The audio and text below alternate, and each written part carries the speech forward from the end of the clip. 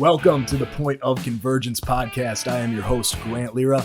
Get ready to sit down, tune in, and implement. Remember, the knowledge you learn here and anywhere else in your life is only worth something to you if you use it. So get implementing after this episode and enjoy. Welcome back to another episode of Remodeling Millionaires. Today, we have a guest who started out just like many of you as a man in a truck, and now he is the owner of an award-winning interior remodeling company. His name is Drew Bauer, and we got him on the podcast for you. All the way from Washington. Drew, how's it going today, brother? It's going well. Right on, right on. Let's start everything out here. Let's just go into a 60-second snippet of where you are right now, what you're focusing on, and what that looks like.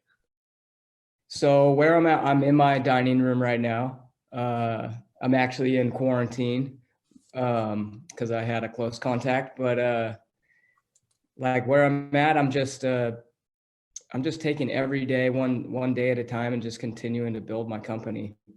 And I have a lot of focus on the quality, the client experience, and the process. So that's Right where I'm on. at. Yeah. Right on, brother. Let's dive into that real quick. How are you, focusing primarily on actually building up that company? What are you focusing on? What's your main goals here? I would say my main goal over the last year is to be putting the people in place to allow the company to run with less of my involvement. So what that looks like is, project planner, for the pre-project stuff, designer working with the clients, pre-project, general manager overseeing all the projects and that sort of stuff, and slowly kind of working my way out to focus on other businesses, but that's kind of what it is. Right on. Just putting those steps in place to remove yourself eventually, I'm sure not entirely, but to an extent, just removing yourself from that process. That's awesome. That's awesome. Let's talk about this as well, because I know you and me had a conversation. This kind of goes hand in hand with everything here. When you're looking to find those people, when you're in a spot where, you have the money, you have the lack of time where you need to start hiring on other people, what do you look for? How do you find those people? What's that process look like? I think it's been a lot of different ways finding the people. Some have been friends and people that I trust. Some have been found, from friends of friends, and then some on like Indeed and Facebook ad for work. It just kind of depends. What I'm looking for in the person is qualities, really. Like, can they show up for the interview on time? Are they clean cut? Are they going to represent my brand well? Do they, drive, work ethic, those types of things, integrity? I'm looking for qualities mainly. Experience is also great. Yeah. Yeah. And that's kind of, it's funny because experience, you can see all that on paper. Like, that's pretty easy to see on paper. The quality and stuff, that's harder to pick out in people. And that's really hard to kind of see if you think somebody's going to have that drive or that motivation, or they're going to represent you well, until you really get them in the driver's seat and, you put them in that position. Is there any, your hiring process, is there any screening you do? Is there any special stuff you do there to see if you can test, the quality of the people you're hiring?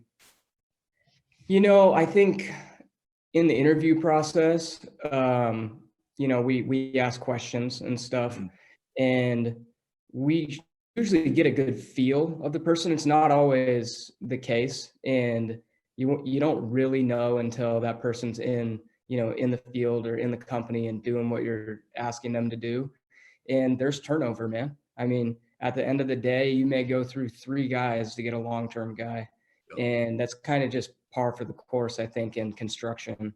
But, over the years, we've been able to retain a lot of good quality employees that are long-term. And we have a philosophy of just treating the people well.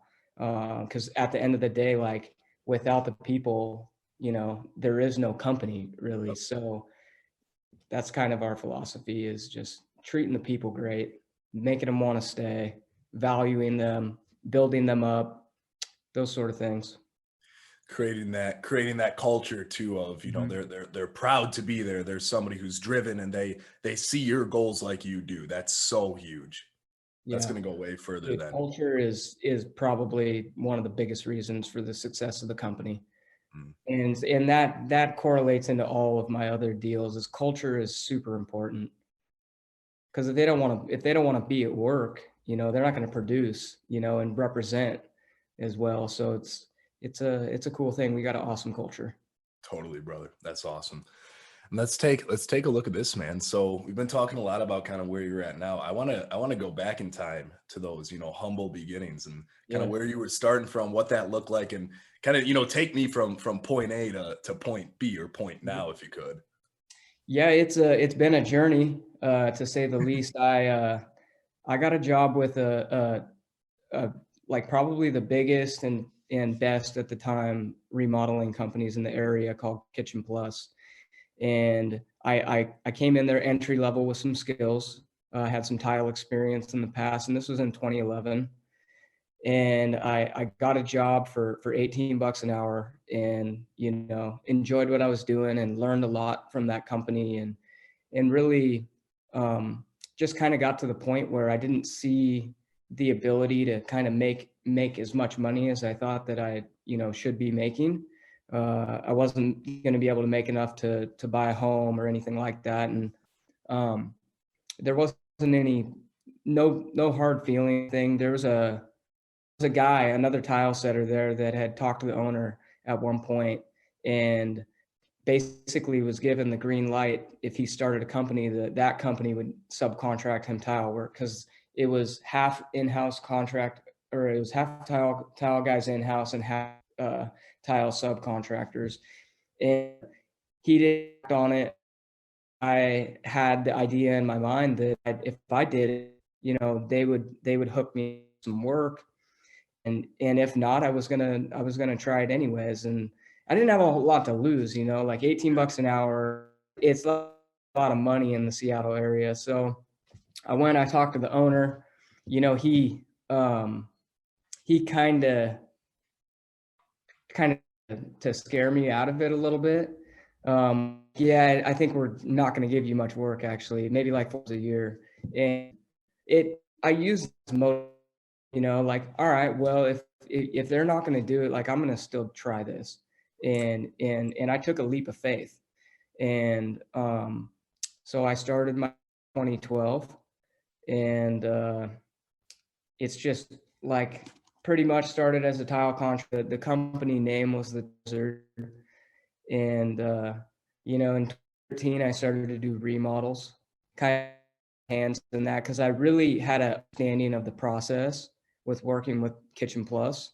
So I knew what the remodel process looked like, and I was able to do those as well. So I started to build that company. I East Side is like a really well-to-do area in Seattle area. And yeah, it just kind of I continued to tile contract for about 5 years total.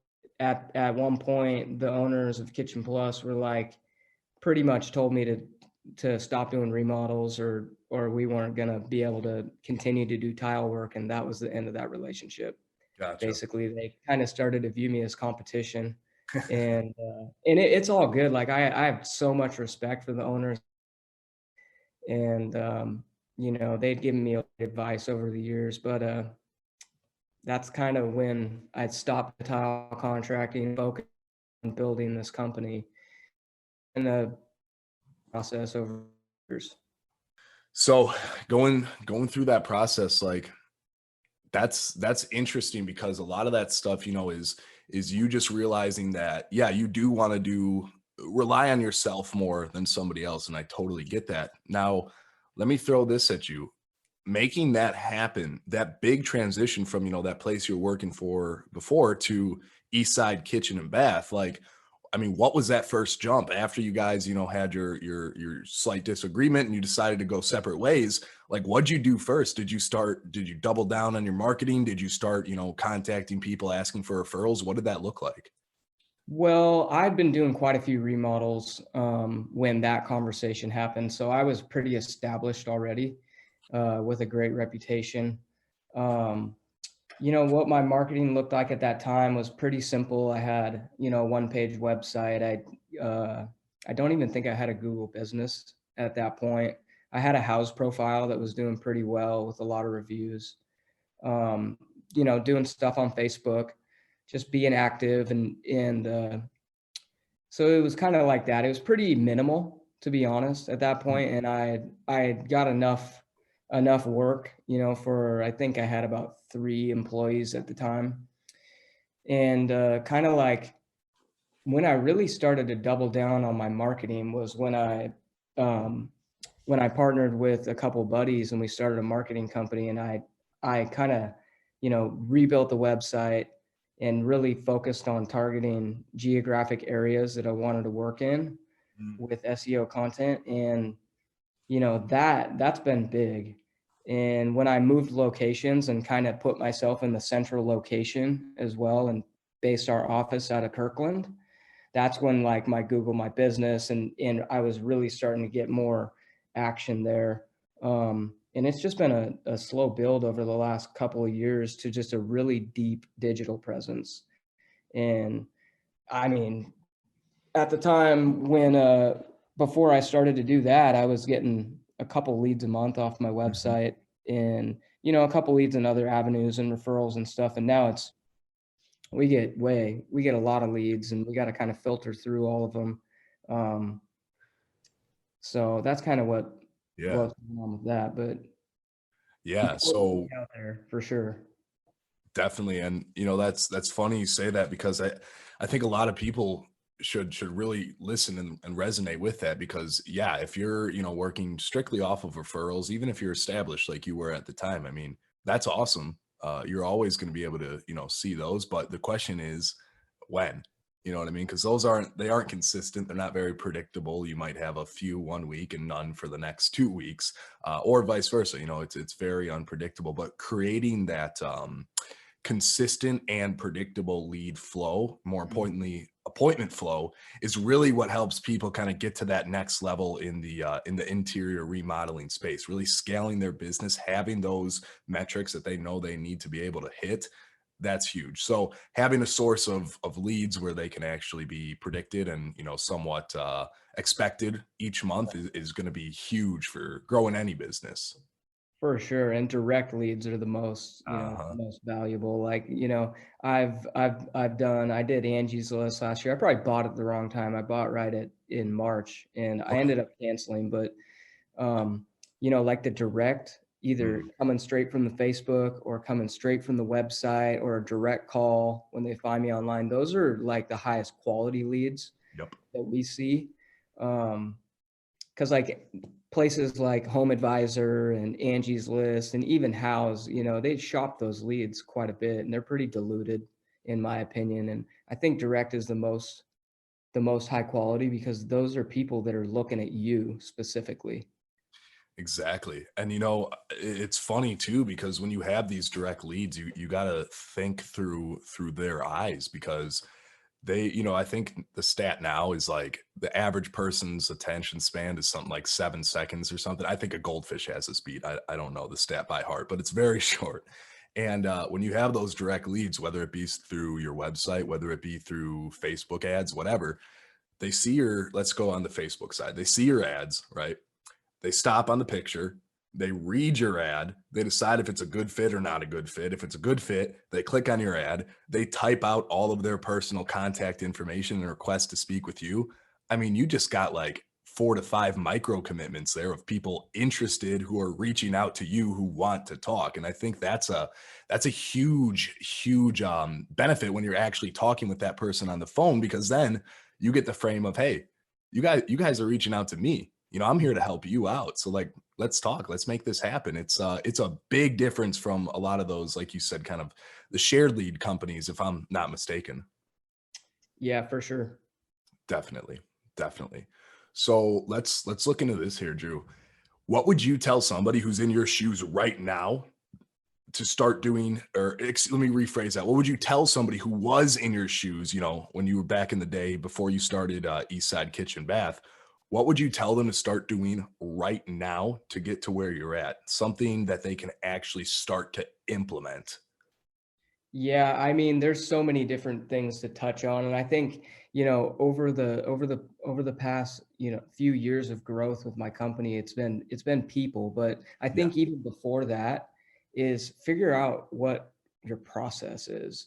Mm. And that's something that I winged that for so many years, and just I would get a client and we would pick material, and there was, enough information to be able to do a project, but definitely not enough information to be able to scale a company. So like I would say process, figure out what your process is, what your company's goals are. And then, I think the way that it started for me, it was like I just wanted to do good quality work for people. And I Mhm. believed in that as being the starting point to grow a business. Is like quality and customer satisfaction is number one. Without those two things, you're just probably not going to be that successful at the end of the day. Um, so like those would be my two most Yeah. important things, and then it would be process. And then once you get those things, it's people. But then when you get all the people, you really need to be able to produce the amount of projects to be able to keep the people. So then you better have your marketing on point. At the end of the day, your branding, consistency, professional. You can tell when somebody's doing it themselves. Yep. And, you can tell in these bigger, these competitor companies that I'm working, to capture the same clients from, they got their stuff dialed in. They've got the legit website. They're doing paid ads. They're doing all this stuff to generate, and it's critical, seriously, Totally. to growth. Um, Totally. And it's funny too, because it's almost the other effect that like that beautiful website and the paid ads where they see you all the time. It gives the end user, the homeowner, the impression that you guys are in all honesty, like way more successful than you could be because they're seeing you everywhere and they're like, oh yeah, these guys are marketing. When in all reality, you can start marketing at any time. It's just that perceived credibility, that social proof gets bumped up way higher when they see that you got the beautiful website, you got the ads running, you're ranking on Google, all that stuff comes together to really just kind of blast you guys off. Oh man, you just hit it, dude. For the longest time, people thought I was a big company and I was just a five man show, and we're getting bigger now and getting more market share. But yeah, I mean, from the outside looking in, you Yep. would think my company is a lot larger than it is, and I think it's good, and that's what we needed to be able to do to really break into that market with these competitors that are doing 15 remodels at a time, Ex- and people think we're big like them, but we're not. We're small. We yeah, just man. we've got our processes dialed in and the right people, and we're able to produce volume. Um, so If you wanna be the part, dress the part, It's kinda like that. And Drew, I wanna backtrack here for just a second, man, because I love that you were talking about your processes. How do you define your processes? Let's say you're taking me, Joe Contractor, and I wanna define my process. What are my steps that I'm gonna look for to actually have that happen? I take a at what you're doing first and figure out where you may be having issues. Like you're going to know if you're having issues like, oh, I'm always short on tile, or, I'm, constantly guys are going to Home Depot to get stuff that should have been on the job site, or maybe the guys don't have the proper information that they should have to make their job easier and they have to go try to find the information or contact somebody. Just looking for deficiencies, I think, is first, and then figuring out what do we need to do to solve those. And for us now, what it looks like is we get together as a group and we create processes. We just did a process meeting a few weeks ago where we created a design checklist for a pre-project. We created a pre-project planning checklist. We created, creating roles for each people, and to have them have these established roles and things that they have to do every single time, just very clearly laid out, makes it easier for them to do their job. It makes it easier for the project manager on site to do their job when they have all the things that they need. So I think looking at it from an outside perspective or even inside perspective on where your deficiencies are and where you could be more efficient Mm. with it, because efficiency equals more profit. Yes, yes, definitely. I like that too. So you're identifying those problems, or excuse me, identifying those deficiencies, then you're solving those problems, and if needed, you're adding additional roles, and that's how you get your processes. Yeah. Totally, totally right Yeah. on. I didn't have any of that when I started this, and, it's been really cool, to be able to do that, Uh-huh. and that's what legitimate companies do, and I think it's probably not possible to scale correctly and stay successful and keep quality in check without really having processes in place. Dude, I agree 100%. Like flying by the seat of your pants will work for a while for sure. Mhm. But then if you get your goal of, having more business and actually scaling your business, that's going to fall apart so quick if you don't have processes. 100%. hmm So let's talk this for a second here, brother. I want to throw another hypothetical at you because I like these. If you right now, Drew, if you were starting a brand new remodeling company, right? Brand new, no testimonials, no social proof, nothing. What would be the first area of marketing that you would look to get into to start setting actually closable appointments? Well, I mean, you kind of know my side. So Yep. it would first be the website and all of these places where I can collect reviews at and kind of get my brand out there. Like even like sites like Yelp and Angie's List and Home Advisor and having a Facebook profile, Instagram, Google My Business, all of these are basically fish hooks in the water and they Mm, allow your brand to be found if you're searching for that brand. So I would get all of those set up correctly and have photographs and explanations of, what the business does and contact information correct and really start like that. Um, I would just get everything dialed in right on, right and on. use them. Like I'm not a fan of these, Yelp and Angie's List and House sites, to be honest, but the organic profiles I think are beneficial for sure. And getting those reviews too. I mean, that's super important Reviews. because that's So that's big. mhm. That That's right there is probably just that's the social. next biggest thing for us is the reviews because I think, like a referral is obviously going to be your easiest thing to close, but a review is the second best thing that a person can see because they can see what others' experiences were. So I think it's a referral in my opinion. It shows credibility and kind of especially when people can speak to their experience, Yep. it just gives you legitimacy and credibility. So it gives people a little bit more peace of mind when out. Yeah, and it's funny too because one of the easiest ways to get reviews is to ask. A lot of people Yeah. they don't ask for reviews after the job. They don't ever send out a follow-up text message and say, "Hey, if you liked the work we did, which I'm sure you did because we talked about it, whatever. Please, here's this link. Click it. Give us a review on how we did, and we'd really appreciate your feedback." It's that easy. And a lot of people just kind of forget to do that after they actually do the project, and then they never reap the benefits of building that book of good reviews. For sure. Follow it up with clients like not so like I'm trying to solicit some reviews right now.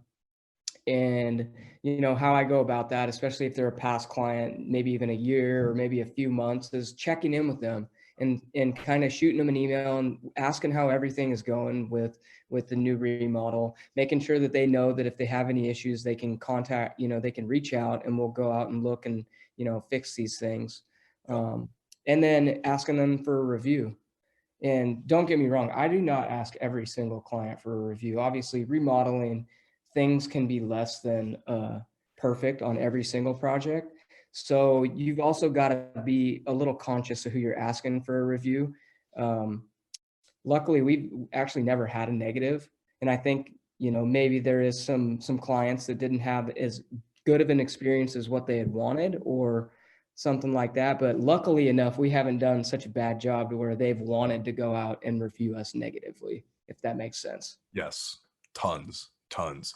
And so we're talking right now about after that, after you guys complete the work, after all that stuff, let's take a few steps back here and let's talk about your sales process and kind of what that looks like. And really, I want to start off from the beginning of the funnel.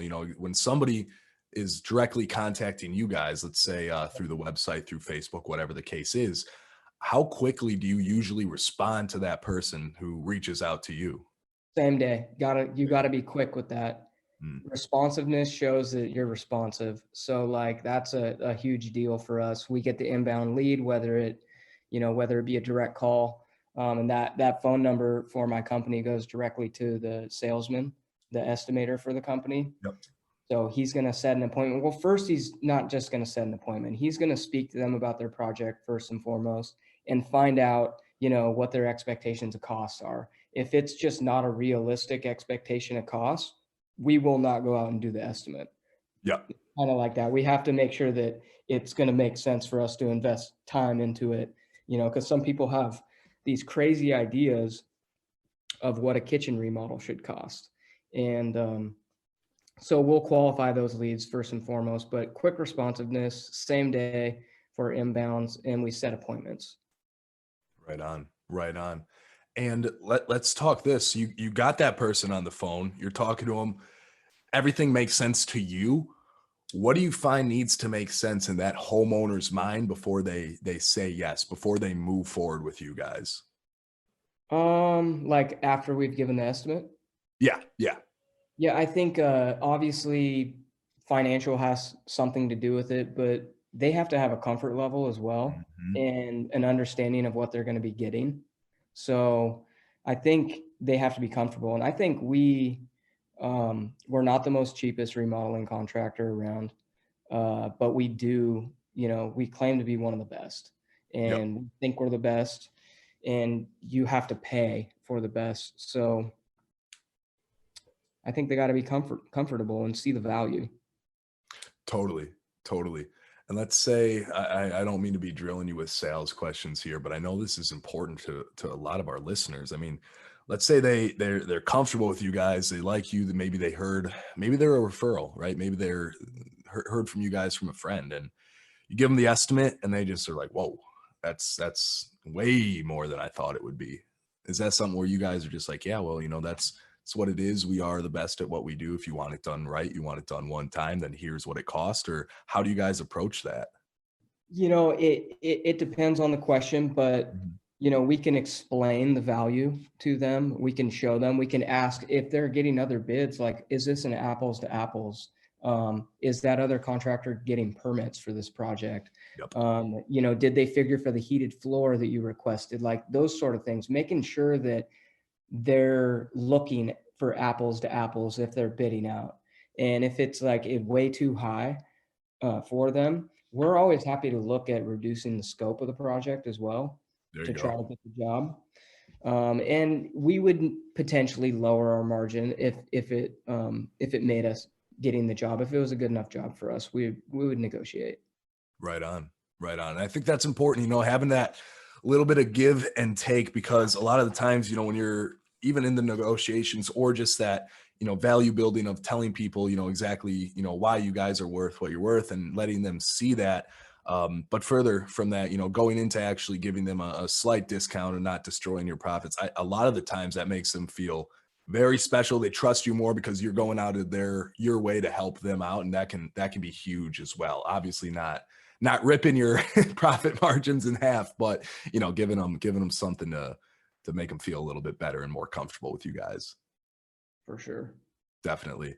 And then let me ask you this as well, Drew. So talking last thing I'll ask you on sales here, brother. I know a lot of the times there's some pretty common objections that get thrown around in the interior remodeling space. I want to wait a month. I don't know. I didn't know it would be that much. I'm looking at other contractors, or I'm just shopping around. That kind of stuff. How do you guys? What's your plan of attack on getting around those objections? We don't really hard sell at all because we don't have to. Uh, Nice. the leads are just so plentiful that we'll check back in with them in a month, but if they're not interested in moving forward, we'll kind of just let it be. And I would say our close rate is not extremely high because we're not the least expensive, but Yep. just the amount of inbounds that we get allows us to do it this way. And that could change. We could change our strategy depending on what's going on. If we're not landing jobs, we can reduce our margins. We can get more aggressive. We can do that. It's kind of like we have to kind of look at the situation as it is, and fortunately, we've blown up through COVID, like Oh yeah, being an interior remodeler right now, um, is a good deal. totally. And I think it is dependent upon location. I'm sure there's areas of the country that have been hurt more than others. Fortunately, I'm in the Seattle area, and the majority of my clients work for Amazon or Microsoft or Google or Facebook, Mhm. and their financial situation hasn't been affected. There So I'm just in a sweet spot of an area. Yeah, totally, totally.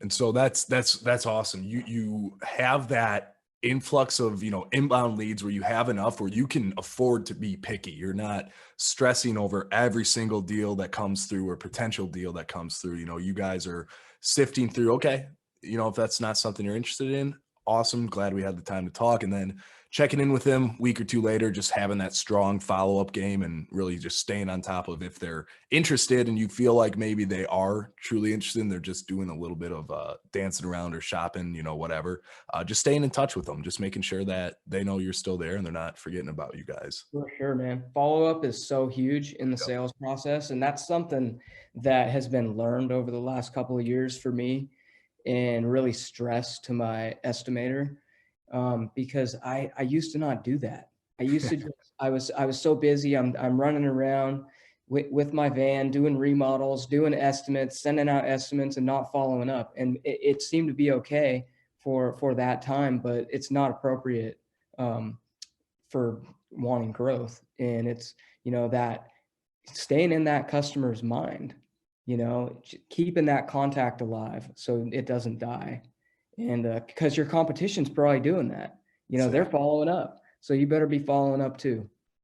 And beyond that, even past like just the follow up, like, hey, how's it going? And if you thought any more about our offer, whatever, getting an email list put together, getting a SMS campaign put together, doing stuff like that where you're not even necessarily hard pitching, you're just showing some before and after, photos, projects you're doing, you're just giving updates on exactly, what you guys are offering right now in general. I think stuff like that where it's more value driven content is gonna do you way more favors and get you way further than just, the text say, hey, how's everything going, Jim? You think about our offer? You ready to move forward yet? Those nurturing. I like what you said there because it is like you're kind of fueling the fire a little bit. You're just keeping that lead alive, and some texts and emails are a little bit more flammable than others. And I think that value driven content, what we found, has really helped with reigniting some of those old leads to actually get them to move forward when they're ready. Yeah. I Totally. like it. I don't do any of that, but that's piqued my interest just now. Yes, sir. Just putting Yes. a person that we did an estimate for, because our list is huge. That's an interesting one. And I've Yeah. known about it, but I just haven't implemented anything like that yet. But you just piqued my interest because I'm always looking to generate more business. Totally, brother. Totally. Yeah. And I mean that one, to be honest, is if you guys are looking to set something up like that on your own, I'm just going to be 100% honest. It is a nightmare to get set up on your own. But once it's running and once it's actually up and rolling, it's pretty gravy. Like it's nice, because you're able to change your list. You're able to get in front of those people. And the other cool thing is on all these emails, you can still have your call to action. So if they want to book a call after, the third or fourth email, and they're like, yeah, okay, I've seen these guys a few times now. I do want to talk to them again. Here, one button, boom, book a call, just like that, done. Yeah. So yeah, the email SMS stuff's really cool. I think a lot of people are missing out on that right now, and that's something everybody should be looking into. Right on. Well, hey, got one last question for you here, Drew.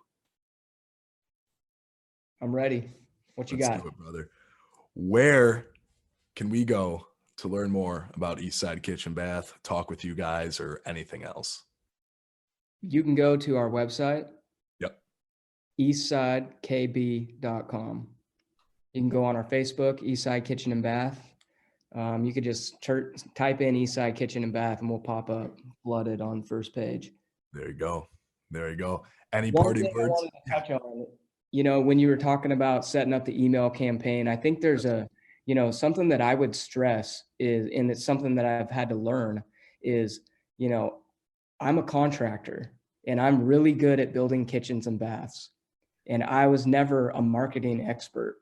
And it's almost like you would not pick a contractor to be your marketing agent, your Mhm. marketing agency, and vice versa. As a marketing, expert, you would not decide to do your own kitchen remodel if you wanted it to be done correctly. So I think there's a lot of value in hiring professionals to do professional work. So that's my pitch. That's awesome, brother. That's awesome. And yeah, very, very, very true. I love what you said there. Let's do this one last thing here, Drew. You look back at yourself and give look back at yourself before you started your company and tell him what right now Drew would say in order to get him to where you're at faster, because I know along the way there's probably some things that could have moved along faster. Everybody always has those in retrospect moments where they're looking back and, oh yeah, I could have done this differently, I could have done this sooner. What would you have told younger Drew to do to actually get to where you're at now faster? Oh man, I don't know, maybe settle down a little bit quicker and chill out on partying. But honestly, looking back at my business career, like I've put in so much work to be where I'm currently at, and I don't know that I would change anything at this point. It would just be, I had that ambition, that drive, and that dream, and I took off with it. And basically anything that I thought that I wanted to do and I believed that I could do, I've done. And so there's nothing too big for me to do. It's like I'm my only limitation is if I doubt myself. So I just continue to grow in business and believe in my abilities, and I'm not afraid to take risks. And it's proven time and time again to work out. So I'm just gonna keep on rolling, man. Big stuff's happening for me this year. Yes, sir. Yes, sir. And dude, how big of a deal do you think it is, like that self-belief, those manifesting what you want, all that stuff that's more mindset focused and harder to measure. How big of a deal do you think that is?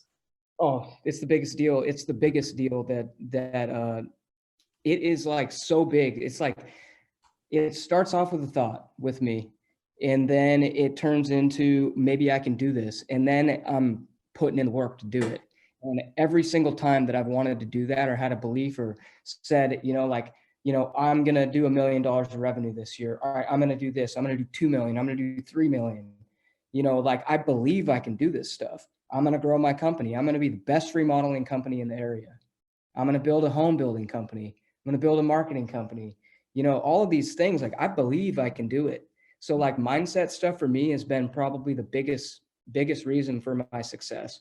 Mindset and action, you know. So Super, super dude, glad it's you said like that. it's like it drives me completely. Mhm. And it's funny too because it can do the exact opposite if you have bad mindset or if you have limiting beliefs, because essentially what you're doing is you're taking your potential, and it's like a car, right? When the car has a governor or limiter on it, the car can only go as fast as that limiter or that governor or that limiting belief.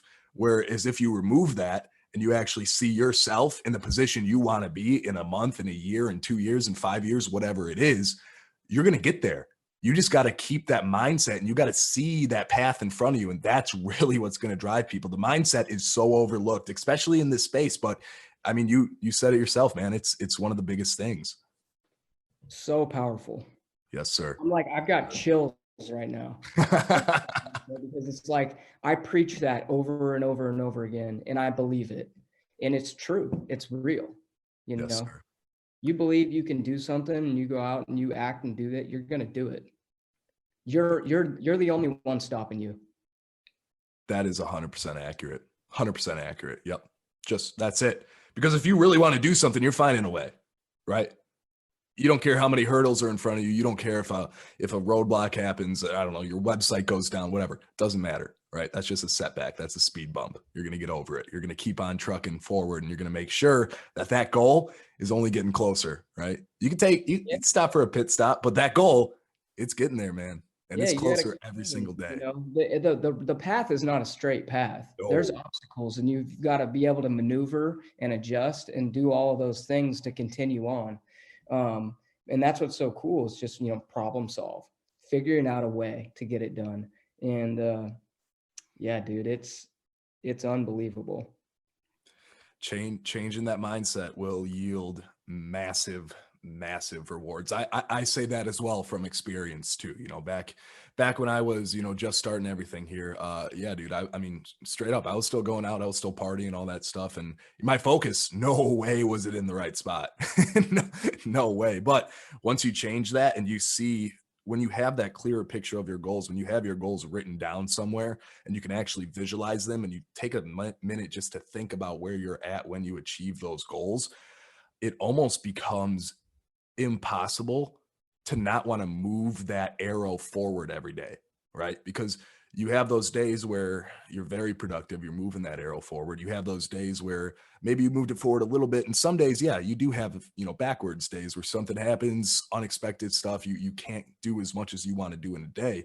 But having that goal written down, having that goal in your vision, thinking about where you're at when you achieve that goal, I mean, dude, that's just a magnetic effect. You're gonna get it. Yep. Right Gotta on. keep with the goals. Right on. Drew, ran a little bit late here, but dude, All good. I think it was for a good purpose, man. I like this. Yeah, it was good. We get to hit on the mindset, so Yes, sir. Yes, sir. good time. Eastside Kitchen and Bath at eastsidekitchenandbath.com, correct? Eastsidekb.com. Eastsidekb.com. There you go. All right. Thanks for tuning in, guys. We will catch up with you soon. From Grant and Drew, have a fantastic day.